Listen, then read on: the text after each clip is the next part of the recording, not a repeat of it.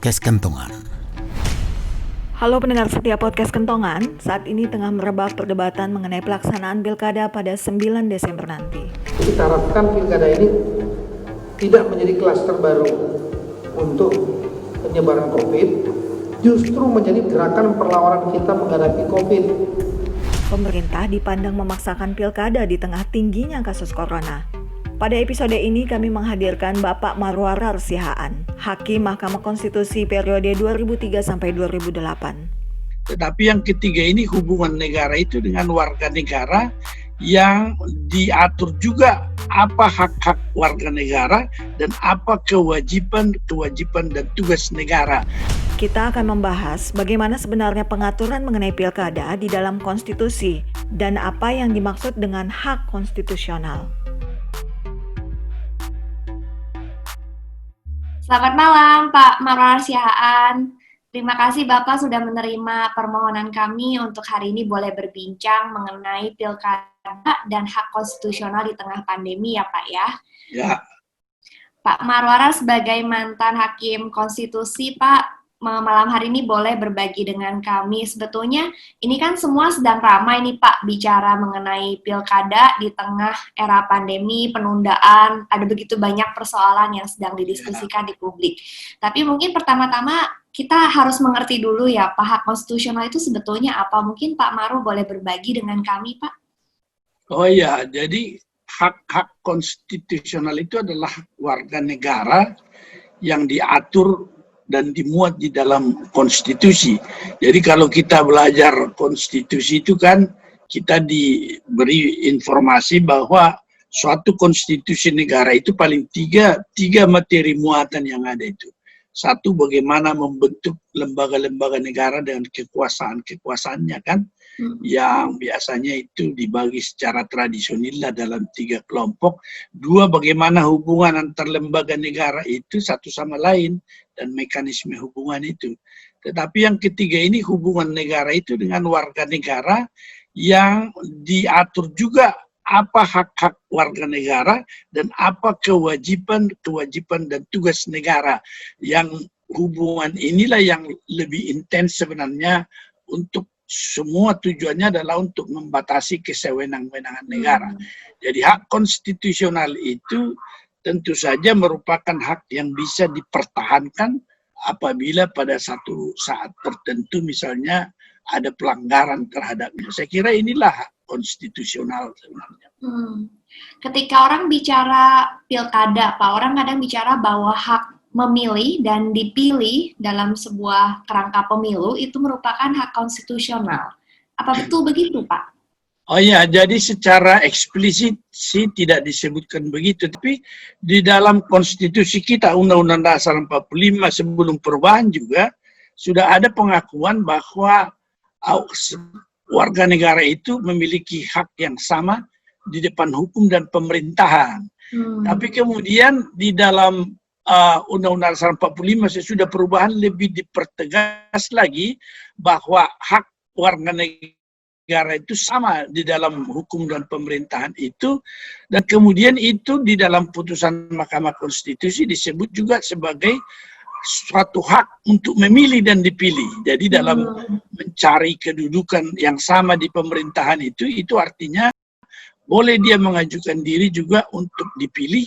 Dan dalam undang-undang dasar kita, apakah itu pemilihan legislatif, apakah itu pemilihan presiden, dan kemudian secara spesifik dalam konteks kita malam ini kepala daerah, semua itu ditentukan bahwa sekali dalam 5 tahun itu akan dilangsungkan pemilihan itu. Dan dalam hal itu kemudian diatur dalam undang-undang bagaimana rinciannya, di mana dikatakan di situ bahwa setiap orang yang berhak untuk duduk dalam pemerintahan, tetapi untuk menjadi anggota DPR atau menjadi presiden dan presiden khususnya itu harus merupakan calon yang diusulkan oleh partai politik. Jadi perseorangan itu misalnya masuk di partai politik, kemudian diusulkan oleh partai politik atau gabungan partai politik khususnya untuk presiden dan legislatif. Tetapi kepada kepala daerah, ini perkembangan yang terjadi sesudah undang-undang pemerintahan Aceh sebagai hasil dari atau follow up dari MOU Helsinki, maka di Aceh pada waktu itu diberikan kesempatan bahwa seorang calon yang tidak terafiliasi dengan partai politik boleh mengajukan diri. Kemudian karena perubahan yang terjadi itu, maka MK kemudian menentukan bahwa boleh calon perseorangan, yaitu yang tidak diusulkan oleh partai politik, tetapi didukung oleh kelompok-kelompok masyarakat tertentu dengan syarat-syarat dukungan tertentu, sehingga muncullah kemudian dari situ bahwa ada calon perseorangan. Jadi ini akibat dari apa yang dikatakan kedudukan yang sama di dalam pemerintahan, maka seseorang itu boleh memiliki hak untuk dipilih sebagai apakah anggota DPR, apakah dia menjadi kepala daerah, DPD, dan terutama sekali yang paling menonjol yaitu presiden tentunya. Inilah perbedaannya itu bahwa kepala daerah boleh calon perseorangan dan yang lain-lain itu harus melalui partai politik. Saya kira ini yang bisa saya berikan ini jawabannya. Berarti pengaturan dalam konstitusi itu sudah banyak berkembang ya Pak, baik itu kemudian dituangkan dalam undang-undang atau kemudian berkembang dari putusan MK, dan salah satu yang berkembang itu mengenai hak memilih dan dipilih tadi ya Pak Maru ya. Ya, tapi betul. Kalau soal pilkada tersendiri nih Pak, sekarang kita sudah mulai masuk ke pokok persoalan. Konstitusi apakah memberikan batas-batas tertentu mengenai pelaksanaan pilkada ini Pak? Jadi sebenarnya konstitusi kita mengatur bahwa negara kesatuan Republik Indonesia itu kan terdiri dari atau terbagi di dalam daerah-daerah provinsi, daerah kabupaten dan kota, dan di dalam sistem pemerintahan negara kesatuan itu Undang-Undang Dasar kita memberikan suatu otonomi yang seluas-luasnya kepada yang disebutkan daerah provinsi itu, kabupaten dan kota. Jadi masing-masing ini memiliki pemerintahan daerah, yaitu yang terdiri dari kepala daerah dan DPRD-nya. Oleh karena itu di dalam pasal 18 itu secara khusus disebutkan bahwa kepala daerah itu yang menjadi pimpinan pemerintah daerah dipilih secara demokratis. Kan ini menjadi suatu hal yang berbeda, itu pasal 18 dikatakan dipilih secara demokratis, tetapi kalau pemilihan umum legislatif dan presiden dikatakan dalam satu pemilihan yang langsung, umum, bebas dan jujur dan adil. Nah, MK pernah juga merumuskan ini kan, apakah memang pilkada itu juga pemilu sama dengan pemilihan umum untuk pilpres maupun legislatif. MK mengatakan iya, karena prinsipnya sama, azasnya sama, kemudian penyelenggaranya itu juga sekarang ini sama, terutama yaitu KPU. Meskipun di daerah juga sekarang ada KPU kan.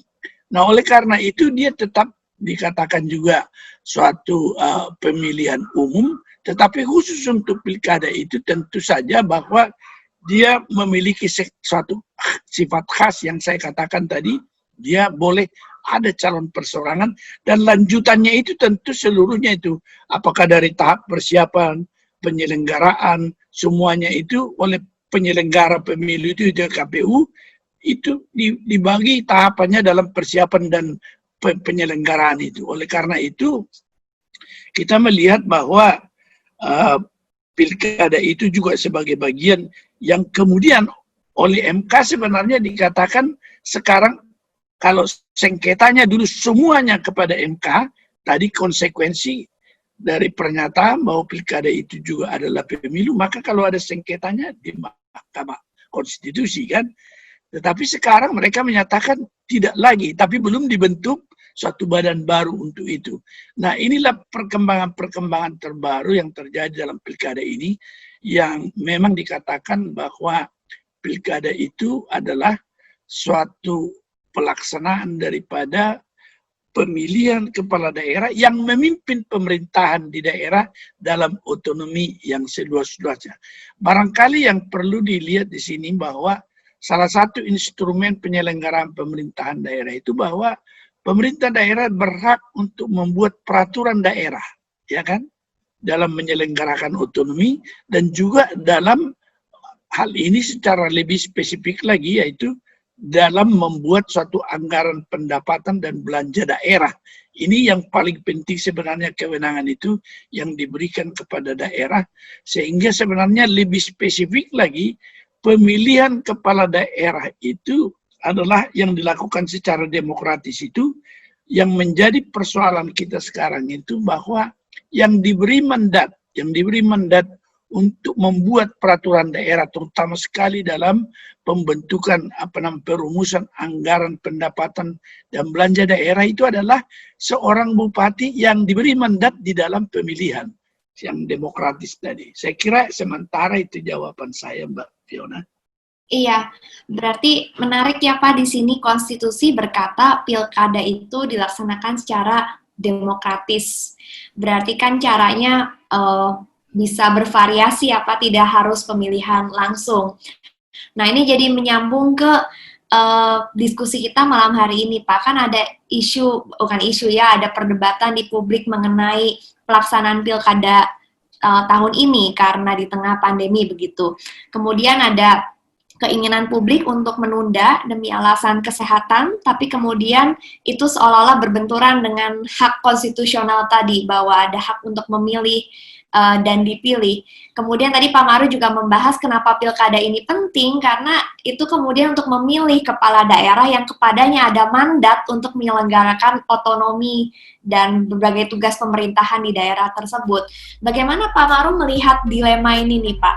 Di tengah pandemi, ada instruksi untuk pilkada, ada hak konstitusional warga, tapi hak konstitusional warga kan tidak cuma mengenai memilih dan dipilih ya Pak, tapi ada hak atas kesehatan, hak atas rasa aman. Tidak ada sebenarnya hak-hak asasi itu yang bersifat mutlak. Dia bisa dibatasi dalam keadaan tertentu. Misalnya dikatakan di dalam pasal 28J.